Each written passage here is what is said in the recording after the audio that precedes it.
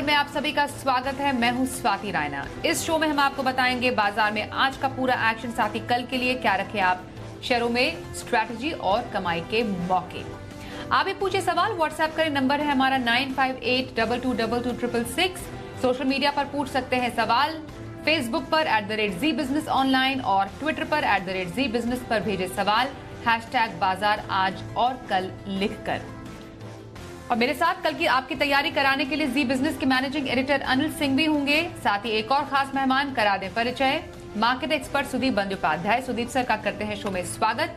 और सबसे पहले आज के बाजार के कारोबार पर एक नजर डाल लेते हैं। अमेरिकी बाजारों में आई कमजोरी का असर आज साफ तौर पर भारतीय बाजारों पर दिखा और भारतीय बाजार भारी बिकवाली के शिकार हुए। आज भारतीय बाजार भारी गिरावट के साथ खुले। सेंसेक्स और निफ्टी दोनों गिरकर खुले। हालांकि निचले स्तर पर बाजार में कुछ खरीदारी जरूर लौटी, लेकिन रिकवरी बहुत कम थी। कारोबार के अंत में निफ्टी 246 अंक टूटकर 17,312 के लेवल पर बंद हुआ, तो सेंसेक्स 861 अंक टूटकर 57,972 के स्तर पर बंद हुआ। बैंक निफ्टी में 710 अंक की गिरावट रही, 38,276 के लेवल पर यह बंद होने में कामयाब रहा। और आइए एडिटर्स टेक में अनिल जी से समझते हैं आज बाजार में इतनी तेज और इतनी ज्यादा गिरावट क्यों रही। बाजार में इतनी तेज और इतनी ज्यादा गिरावट क्यों रही। हफ्ते के पहले दिन भारतीय बाजारों में दिखा जबरदस्त सेक्शन। कमजोर शुरुआत होना तो तय था, क्योंकि शुक्रवार को जिस तरह से जेरेमी पावेल साहब के बयानों के बाद अमेरिकी बाजार धराशायी हुए, उसका असर तो दुनिया भर के बाजारों पर पड़ना था। लेकिन जितने कमजोर हो सकते थे शायद उतने हुए नहीं। खुले गैप के साथ थोड़ा सा और गिरे। इनफैक्ट जहां खुले वहीं पर हमने सपोर्ट ले लिया, और वो सपोर्ट की सबसे बड़ी जगह थी 17,150 से 17,200 की रेंज। वहां पर सपोर्ट लेने के बाद धीमे धीमे धीमे बाजार ने रिकवरी दिखाना शुरू किया और पूरे दिन भर धीमे धीमे बढ़ते बढ़ते फाइनली 17,300 के ऊपर बंद होने में कामयाब रहे। तो क्लोजिंग उतनी बुरी नहीं थी, हालांकि हम नेचुरली बंद तो हुए हैं 17,350 के आसपास, लेकिन फिर भी जितने खराब हो सकते थे उससे काफ़ी बेहतर रिकवर होकर बंद हुए। और यही हाल बैंक निफ्टी का था। लगभग 700 पॉइंट का नुकसान रहा। 38,300 के आसपास हम बंद जरूर हुए। 37,950 के आसपास जो इंपॉर्टेंट सपोर्ट लेवल है बैंक निफ्टी का, वहाँ पर सपोर्ट लेकर हम रिकवर भी हुए। तो ओवरऑल कह सकते हैं कि एक बहुत ज़्यादा खराब दिन हो सकता था, उसके मुकाबले में हमारा दिन इतना खराब नहीं रहा। उसकी वजह क्या है? पहली चीज़ तो है कि जो कुछ भी कमजोरी हुई अमेरिका में वो उनकी वजह से, उनकी फेड की मीटिंग, उनके फेड के चेयरमैन साहब के बयान, उनकी चिंताएं, करेक्ट। एक तो वो रीजन था। दूसरा, शुक्रवार को हमारी नई सीरीज की शुरुआत हुई तो बाजार एकदम हल्के, एक्सपायरी हो गई मंथली और पोजीशंस ज़्यादा है नहीं। तो जब ज़्यादा पोजीशन है नहीं तो फिर आपके लिए ज़्यादा रिस्क भी नहीं बनती। तो वो दूसरा एक रीजन था। तो इन दोनों के चलते ब्रॉडर मार्केट में बिकवाली जरूर थी, लेकिन उतने पैनिक जैसा माहौल नहीं था। तो आई थिंक हल्के बाजार और नई सीरीज की शुरुआत में बड़े पैनिक से बच गए और रिकवर होकर बंद हुए। और ये सब कुछ तब हुआ जबकि 1000 पॉइंट की कमजोरी तो शुक्रवार की, और दिन भर डाउ फ्यूचर्स 200-250 पॉइंट नीचे ही ट्रेड करते रहे। उसके बावजूद भारतीय बाजारों की हल्की फुल्की कमजोरी वाकई में अच्छी मानी जाएगी हफ्ते की शुरुआत करने के लिए आज से। मार्केट एक्सपर्ट सुदीप बंदोपाध्याय का रुख कर लेते हैं। सुदीप सर, हफ्ते के पहले ही दिन बाजार में भारी गिरावट देखने को मिली। फिलहाल क्या स्ट्रैटेजी रखने की सलाह देंगे ऐसे बाजार में? देखिए, यूएस मार्केट में जेरोम पावेल साहब का जैक्सन होल मीटिंग में जो बयान आया उसके बाद बहुत जबरदस्त गिरावट देखने को मिला था। और ये कुछ हद तक बाजार ब्रॉट इट अपॉन देमसेल्व्स, क्योंकि हालांकि हालत ऐसी है कि इंटरेस्ट रेट बढ़ने वाला है। इसके बावजूद बाजार में उम्मीदें ये हो रही थी कि शायद इंटरेस्ट रेट बढ़ने का रेट कम हो जाएगा और कहीं ना कहीं इंटरेस्ट रेट बढ़ाना भी बंद होगा। वो एक अनरियलिस्टिक एक्सपेक्टेशन था। तो वहाँ पे जब इनका सामने से स्टेटमेंट आया कि ऐसी कोई उम्मीद रखनी नहीं चाहिए, तो मार्केट को बुरा लगा और मार्केट में एक रिस्क अवर्शन आ गया। इंडिया मार्केट के लिए मैं ये कहना जरूर चाहूँगा कि ये सब के बावजूद, जैसे हम पहले भी बात कर चुके हैं कि इंडिया में इकोनॉमी में, जीडीपी में ग्रोथ अच्छा खासा है compare to other emerging markets और अदर डेवलप्ड मार्केट्स ऑल्सो। और चाइना से बहुत सारा पैसा बाहर निकल रहा है, क्योंकि चाइना की बहुत सारी दिक्कतें चाइना में आ रही हैं। और इमर्जिंग मार्केट फंड्स जो कि इमर्जिंग मार्केट फोकस्ड है, उसका एक बहुत बड़ा हिस्सा चाइना में निवेशित था, वो बाहर आ रहा है। और ये सब पैसा हम लोगों को लगता है एक बड़ा हिस्सा भारत में जरूर आएगा निवेशित होने के लिए। ये इंडियन मार्केट को स्ट्रेंथ पहुंचाएगा आने वाले दिनों में। और लगता है कि हम लोगों के मार्केट में ज़्यादा बहुत बड़ा गिरावट शायद नहीं आएगा। आज भी देखा गिरावट के बाद बाइंग आ गया था, तो हम लोगों को लगता है कि वोलेटिलिटी रहेगा पर बहुत ज़्यादा गिरावट नहीं देखने को मिलेगा। ओके, तो ये रही सुदीप सर की बाजार पर राय और आने वाले टाइम के लिए स्ट्रैटेजी। कुछ दर्शकों के सवाल शो में शामिल करते हैं। हिमाचल प्रदेश से गौरव शर्मा सवाल पूछ रहे हैं। इनका सवाल जेनसार पर है। 30 शेयर इनके पास है और 304 है इनकी जेनसार पर खरीद। फिलहाल ये कुछ नुकसान में है। जेनटेक में खास तौर पर सुदीप सर, इनका व्यू तो हमें मालूम नहीं, पर किसी को अगर शॉर्ट टर्म के लिए रखना हो या लॉन्ग टर्म की स्ट्रैटेजी रखनी हो तो कौन सी बेहतर रहेगी? देखिए, टेक्नोलॉजी पर्टिकुलरली जो मिड या स्मॉल टीयर टेक्नोलॉजी कंपनीज है, वहाँ से हम दूर रहने की सलाह दे रहे हैं निवेशक को आज के दिन में। और अगर नज़रिया शॉर्ट टर्म का है तो जरूर एग्जिट ले लीजिए। और अगर इनका नज़रिया लंबी अवधि का है तो भी मैं यहाँ पे सलाह दूंगा कि आप एग्जिट लेके कोई दिग्गज आईटी कंपनी में निवेश करिए। अच्छा लेवल एंट्री का आपका होगा और आने वाले दिनों में आप एक सेफ और स्टेबल कंपनी में हिस्सा ले पाएंगे। पर ओवरऑल आईटी में नेगेटिव व्यू है तो एग्जिट लेना शॉर्ट टर्म के लिए सही होगा। एग्जिट लेना सही स्ट्रैटेजी बता रहे हैं सुदीप जी। नवी मुंबई से सागर कदम इस वक्त हमारे साथ है। सागर जी, स्वागत करते हैं आपका शो में। बताइए कौन से स्टॉक पर सवाल पूछना चाहेंगे? गुड इवनिंग मैम, मेरा सवाल है रिगार्डिंग अदानी विल्मर से। हेलो जी, सुन पा रहे हैं, लेवल्स बताइए। हाँ, अदानी विल्मर शेयर लिया है मैंने 446 में 130 शेयर लिए एंड अनदर अकाउंट से 127 757 में लिए, तो होल्ड कर सकते या सेल करूं, वो कंफ्यूजन है। ओके, अदानी विल्मर आप कब तक होल्ड कर सकते हैं? मैं वही लॉन्ग टर्म के लिए होल्ड कर सकता हूँ, नेक्स्ट 2-3 इयर्स के लिए, तो होल्ड करूँ या सेल करूँ, वो कंफर्म कर। ओके, 2 से 3 साल के नजरिए के लिए अदानी विल्मर पर क्या राय रहेगी सर? बिल्कुल निवेशित रहिए, दिग्गज कंपनी है, बहुत अच्छा परफॉर्मेंस रहा है। और देखिए, वैल्यूएशन के लिहाज से कभी कभी डर लगता है क्योंकि बहुत जल्दी बहुत ऊपर गया है। आपने भी एक लॉट तो ऊपर भाव में ही लिया है, वहां से थोड़ा करेक्शन हुआ है। पहला लॉट जो आपने लिया वो नीचे था, पर ओवरऑल आपने क्योंकि कहा कि 2 साल का नजरिया आपका है, आप बिल्कुल निवेशित रहिए। अच्छा ट्रैक्शन है बिजनेस में और बहुत फोकस्ड वे में कंपनी काम कर रहे हैं। कंपनी का ब्रांड भी वेल रिकॉग्नाइज्ड है, तो कोई शंका की बात नहीं है। और ये ऐसा एक सेक्टर है जहां पे हम लोग बहुत ग्रोथ एक्सपेक्ट कर रहे हैं आने वाले दिनों में। और एक समय तो ऐसे भी आने का उम्मीद है जहां पे हम लोग एक्सपोर्ट भी करेंगे। आज वो नहीं है, पर आने वाले दिनों में शायद एक्सपोर्ट्स भी आएगा इस कंपनी में, इस सेक्टर में। तो निवेशित रहिए, अच्छा रिटर्न मिलेगा। अदानी विल्मर बने रहे, सलाह आ रही है सुदीप सर की तरफ से। कॉलर से बात करते हैं, अगरतला से सूरज दास हमारे साथ है। सूरज जी बताइए, स्वागत करते हैं आपका। कौन से स्टॉक पर सवाल है आपका? एम्फेसिस पे है। मैं 335 पे खरीदा था, लेकिन अभी तो बहुत नीचे आ गया, तो उसके लिए कुछ सलाह चाहिए मुझे। आपका ओरिजिनल होल्डिंग पीरियड क्या है, कब तक होल्ड कर सकते हैं? मैं अगले 6 महीने तक होल्ड कर सकता हूँ। ओके, नुकसान में है, 6 महीने तक एम्फेसिस में सलाह चाह रहे हैं सुदीप जी। देखिए, दिक्कत ये 6 महीने में ही है। अच्छा कंपनी है, मैनेजमेंट क्वालिटी अच्छा है, अच्छा खासा कामकाज कर रहे हैं और बहुत दिग्गज पी फंड्स इनके निवेशक हैं और जिनके ब्लैकस्टोन और इनके जो अदर इन्वेस्टी कंपनीज है वहाँ पे बहुत अच्छा खासा बिजनेस ट्रैक्शन इनको मिल रहा है और आने वाले दिनों में भी परफॉर्मेंस इंप्रूव होने की संभावना है।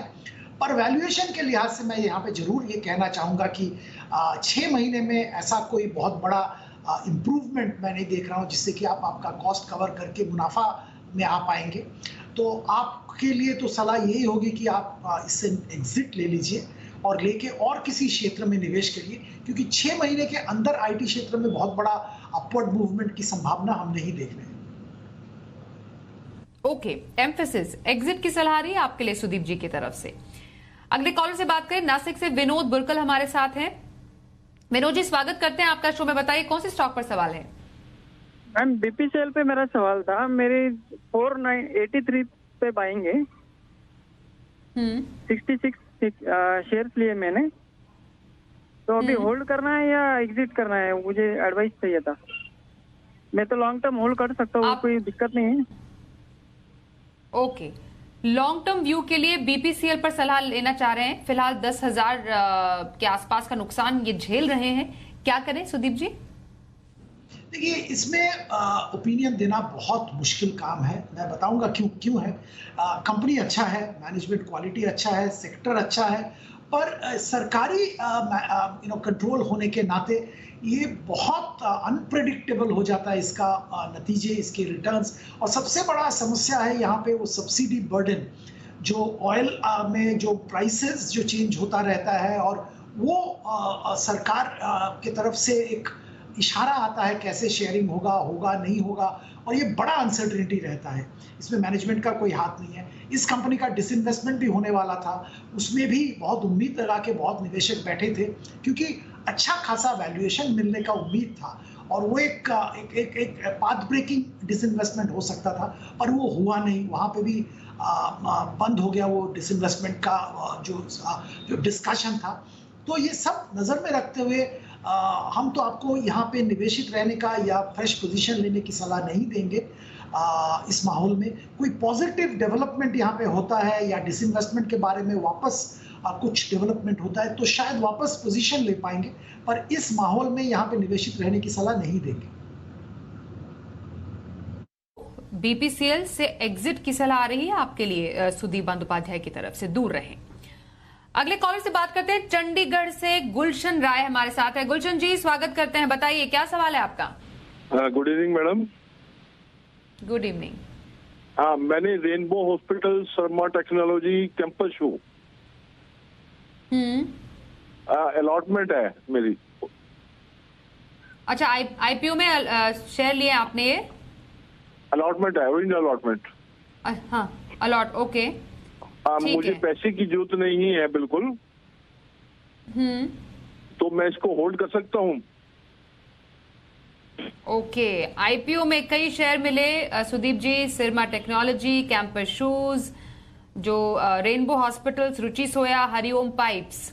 कह रहे पैसों की जरूरत नहीं है, क्या स्ट्रैटेजी रखें इन सभी शेयर्स में? कैंपस और आपने रुचि सोया लिया है, इन दोनों के बारे में ये कह सकता हूँ कि आप निवेशित रहिए, क्योंकि आपको पैसे की जरूरत नहीं है, आपको अलॉटमेंट मिला है, निवेशित रहिए। पर बाकी जो कंपनीज का आपने जिक्र किया, वहाँ पे मैं अभी ऐसा कोई कॉन्फिडेंस के साथ नहीं कह पा रहा हूँ कि आप निवेशित रहिए, क्योंकि एक लेवल के वैल्यूएशन था और वहाँ से थोड़ा इरोशन हुआ है, तो वहाँ पे मैं निवेशित रहने की सलाह नहीं दे रहा हूँ। पतंजलि जो कि रुचि सोया है, पतंजलि फूड, वहां पे, और कैंपस एक्टिववेयर, दोनों में आप निवेशित रह सकते हैं। ओके, तो कैंपस और रुचि सोया दोनों में बने रहने की सलाह आपके लिए आ रही है अभी सुदीप जी की तरफ से। अगला सवाल लेते हैं। उदयपुर से नरेंद्र कुमार का सवाल हमारे पास आ रहा है। पीरामल एंटरप्राइजेस पर इनका सवाल है। 22 शेयर इनके पास है, जिस पर इनकी खरीद है 1894 की, और एक और इनफैक्ट शेयर इनके पास फिलहाल पीरामल एंटरप्राइजेस पर कुछ फायदा इन्हें जरूर है। जेपी पावर भी इनके पास है। जेपी पावर के 1200 शेयर है, खरीद है 7.84 की। तो पीरामल एंटरप्राइज और जेपी पावर में भी नुकसान में है, क्या करें दोनों स्टॉक में सर? देखिए, दोनों में आप निवेशित रह सकते हैं अगर आपका लंबी अवधि का नजरिया है। पिरामल में सबसे बड़ी बात यह है कि जो बिजनेस सेग्रीगेशन हो रहा है, इसके बाद उम्मीद ये है कि जो इनका फार्मा बिजनेस है वहाँ पे बहुत अच्छा ट्रैक्शन, बहुत अच्छा वैल्यूएशन मिलने की उम्मीद है। उसके शेयर्स भी आपको मिलेंगे, और फाइनेंशियल सर्विसेज जो बिजनेस है, रियल एस्टेट जो बिजनेस है, सारे जो सेगमेंट्स है अलग होने के बाद सम ऑफ पार्ट्स वैल्यूएशन ज़्यादा मिलेगा आपको, तो निवेशित रहिए। दूसरा जो जेपी पावर, वहाँ पे तो लगता है कि आपने स्पेकुलेटिव पोजीशन लिया है, तो मैं यहाँ पे कुछ ज़्यादा कुछ नहीं कहना चाहूँगा। आप काउंटर पे नज़र रखिए, शॉर्ट टर्म के लिए लिया है आप लगता है तो शॉर्ट टर्म ही रखिए, इसको लॉन्ग टर्म मत करिए। शॉर्ट टर्म में प्रॉफिट बुक करके कभी निकल जाए। ओके, तो पीरामल एंटरप्राइजेस बने रहने की सलाह, जेपी पावर पर शॉर्ट टर्म में बने रहने की राय आ रही है सुदीप जी की तरफ से। आगे बढ़ते हैं। नई दिल्ली से सौरभ कोचर का सवाल हमारे पास है। हिरंबा इंडस्ट्रीज, 2 स्टॉक है इनके पास। हिरंबा इंडस्ट्रीज 1200 शेयर, 743 है इनकी खरीद, और हिरंबा में इन्हें बहुत ही जबरदस्त नुकसान हो रहा है। 2 लाख से ऊपर के नुकसान पर है ये हिरंबा में। और रेलटेल 3000 शेयर इनके पास, 148 है इनका खरीद भाव रेलटेल पर। रेलटेल पर भी राय चाहेंगे आपसे। और रेलटेल पर फिलहाल जो इन्हें रेलटेल पर भी बहुत नुकसान है। दोनों में बहुत भयंकर नुकसान पर बैठे हैं, लगभग 2 लाख से ऊपर के। क्या करें दोनों ही स्टॉक्स में? वो हिरंबा से तो निकल जाइए, क्योंकि वहां पे ऐसा कुछ बहुत बड़ा रिकवरी आने का उम्मीद नहीं है, तो आप वहां से एग्जिट ले लीजिए, लॉस बुक कर लीजिए। दूसरा कोई सेक्टर में जहां पे अपॉर्चुनिटीज है आज के दिन में, वहां पे निवेश करिए। रेलटेल में आप निवेशित रह सकते हैं। यहाँ पे हम लोगों को लगता है कि लॉन्ग टर्म में बहुत अच्छा फ्यूचर है। यहाँ पे कोई कॉर्पोरेट एक्शन भी आ सकता है, सरकार की तरफ से कुछ किया भी जा सकता है इसमें, तो यहाँ पे हमारी सलाह होगी कि आप निवेशित रहिए। और आइए अब आपको बताते हैं बाजार में कल के लिए क्या रखी स्ट्रैटेजी, और बाजार के लिए अहम संकेत समझते हैं अनिल जी से। भारतीय बाजारों के बंद होने के वक्त डाउ फ्यूचर्स 250 से 350 पॉइंट नीचे ट्रेड करते हुए दिख रहे थे, तो उस लिहाज से अगर आप देखें तो आज रात अमेरिका में कमजोरी भरा सेशन हो सकता है। अब एग्जैक्टली क्या होता है ये देखना होगा, लेकिन अब सिंपल सी बात है, भारतीय बाजार आज 17,500 के नीचे बंद हुए हैं। सो शॉर्ट टर्म के लिए तो स्टॉप लॉसेस ट्रिगर हुए हैं, इसमें कोई डाउट नहीं। अब अहम सपोर्ट लेवल जो है वो 17,150, 17,225 है, और इसके नीचे अगर जाते हैं तो 16,900 से 17,025 की रेंज इंपॉर्टेंट होगी। ऊपरी स्तरों पर 17,500, 17,575 रुकावट की जगह बनेगी बाजारों के लिए। अब आइए बैंक निफ्टी 37,900, 38,000 अगला सपोर्ट है। इसके नीचे जाने पर कमजोरी और बढ़ेगी, और ऊपरी स्तरों पर 38,650, 38,850 है वो रेंज जहां पर बाजार आपको रुकते हुए नजर आ सकते हैं बैंक निफ्टी पर। तो देखते हैं कल अंतर्राष्ट्रीय बाजारों के दम पर हम शुरुआत करेंगे। अगर अंतर्राष्ट्रीय बाजार कमजोर रहे तो हम नीचे खुलेंगे, फिर रिकवर करने की कोशिश करेंगे, और अगर ठीक बंद हो जाते हैं, ज़्यादा कमज़ोर नहीं रहते हैं, मजबूत बंद हो जाते हैं, तो भारतीय बाजार फिर दौड़ लगाने का काम करेंगे। तो यानी कि हम ग्लोबल मार्केट्स के मुकाबले में बेहतर रहेंगे, ये कॉन्फिडेंस आप कल के लिए रख सकते हैं। और आइए अब आपको बताते हैं वायदा बाजार में ऑप्शन की किस रणनीति से कल आपको मिलेंगे कमाई के मौके।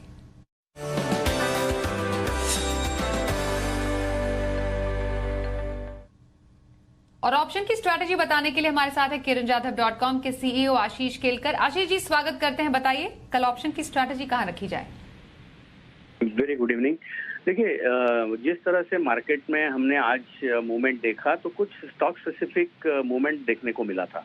तो मैंने एक ही स्टॉक चुना है जिसमें मेरा कन्विक्शन है, और वो स्टॉक है पीडीलाइट, जिसमें हमें खरीदारी करना है, और खरीदना है 2700 का कॉल ऑप्शन, जो आज करीब 89-90 के आसपास क्लोज हुआ है। हम कल खुलने के बाद इसी लेवल के आसपास या थोड़ा नीचे अगर मिलता है तो भी हम खरीदारी करेंगे, क्योंकि स्टॉप लॉस रहेगा 70 रुपए का। मेरे 2 लक्ष्य रहेंगे। पहला लक्ष्य रहेगा 125 रुपए का, दूसरा लक्ष्य रहेगा 134 रुपए का, जो 3 से 4 ट्रेडिंग सेशन के अंदर अंदर हासिल होना चाहिए। जैसे जैसे प्राइस ऊपर जाता है वैसे वैसे हम स्टॉप लॉस को ट्रेलिंग करते हुए ऊपर लेके जाएंगे। ओके, धन्यवाद आशीष जी कल की ऑप्शन स्ट्रैटेजी बताने के लिए। और लंबी अवधि के कॉल्स कहां पर कर सकते हैं खरीदारी बताने के लिए सुदीप जी का एक बार फिर से रुक कर लेते हैं। सुदीप सर बताइए लॉन्ग टर्म स्ट्रैटेजी कहां रखी जा सकती है? ये 2 शेयर का मैं जिक्र करना चाहूंगा, दोनों अपने क्षेत्र में दिग्गज कंपनी है। पहला कंपनी स्टरलाइट टेक्नोलॉजी, यहाँ पे हम लोगों ने 225 रुपए का टारगेट 1 साल के लिए रख के खरीदारी की सलाह दे रहे हैं। दुनिया भर में 5G टेक्नोलॉजी को लेके बहुत काम हो रहा है। 145 ऐसे बड़े ऑपरेटर्स हैं different parts of the world जो कि 5G टेक्नोलॉजी लॉन्च कर रहे हैं या लॉन्च कर चुके हैं, और यहाँ पे स्टरलाइट टेक्नोलॉजी का जो प्रोडक्ट है, जो सर्विसेज है, वो बहुत बहुत इंपॉर्टेंट है। तो ये अपॉर्चुनिटी इनके पास बहुत ज़बरदस्त है। FY22 में अगर आप देखेंगे तो इन्होंने एक रिकॉर्ड रेवेन्यू पोस्ट किया है। 58% करीबन इनका रेवेन्यू ग्लोबल मार्केट से आता है, और ये अपॉर्चुनिटी का साइज और भी बड़ा हो रहा है। इसके अलावा जो data centre localisation, data privacy, ये जो एक दुनिया भर में ये जो मूड आया है, ये जो रिक्वायरमेंट रेगुलेटर की तरफ से आया है, इसका भी बहुत बड़ा फायदा स्टरलाइट टेक्नोलॉजी को मिल रहा है। और क्योंकि यहाँ पे भी इनका बहुत कामकाज है, और इसका भी बहुत बड़ा फायदा स्टरलाइट टेक्नोलॉजी को मिलेगा। और एक बात यहाँ पे कहना चाहूंगा कि इनका जो कॉस्ट मार्जिन पे थोड़ा प्रेशर था और आने वाले दिनों में बेटर इक्विपमेंट और बेटर प्रोडक्ट जो रॉ मटेरियल यूज करके ये मार्जिन भी इंप्रूव करने की संभावना रखते हैं। तो यहाँ पे अगर लंबी अवधि का किसी का नजरिया है, जरूर पार्टिसिपेट करना चाहिए। जो ग्रोथ सेगमेंट ऑफ टेक्नोलॉजी है, जो growth segment of internet of things है, उसके लिए ये कंपनी बहुत मायने रखता है। दूसरा कंपनी जिसका मैं जिक्र यहाँ पे करूंगा वो है प्राज इंडस्ट्रीज। ये भी एक ऐसा सेक्टर में काम कर रहा है जहाँ पे बहुत अच्छा ट्रैक्शन मिला है। इथेनॉल ब्लेंडिंग प्लांट्स करीबन 65% मार्केट शेयर इंडिया में उनका है। और इथेनॉल ब्लेंडिंग जैसे जानते हैं सरकार ने इंक्रीमेंटल इथेनॉल ब्लेंडिंग अलाउ किया है और इसके चलते इनके प्रोडक्ट्स का डिमांड बढ़ रहा है। इंडिया के बाहर भी ब्राजील, यूरोप और different parts of south America में बहुत जबरदस्त डिमांड इनके प्रोडक्ट का आ रहा है। इसके अलावा मैं यहाँ पे ये भी कहना चाहूँगा कि सस्टेनेबल एविएशन फ्यूल जैसे नए टेक्नोलॉजी, नए एरियाज में ये वेंचर कर रहे हैं। ओवरऑल यहाँ पे हम 525 रुपए का टारगेट रख के खरीदारी की सलाह दे रहे हैं 1 साल का नजरिया से। तो सुदीप सर की 2 long term calls Praj industries और स्टरलाइट टेक्नोलॉजीज में खरीदारी की सलाह दे रहे हैं। बहुत धन्यवाद करेंगे सुदीप जी, आप हमारे साथ आज के शो में शामिल हुए। बाजार आज और कल में बस इतना ही। रुकते हैं एक ब्रेक के लिए, खबरों का सिलसिला जारी रहेगा। देखते रहिए जी बिजनेस।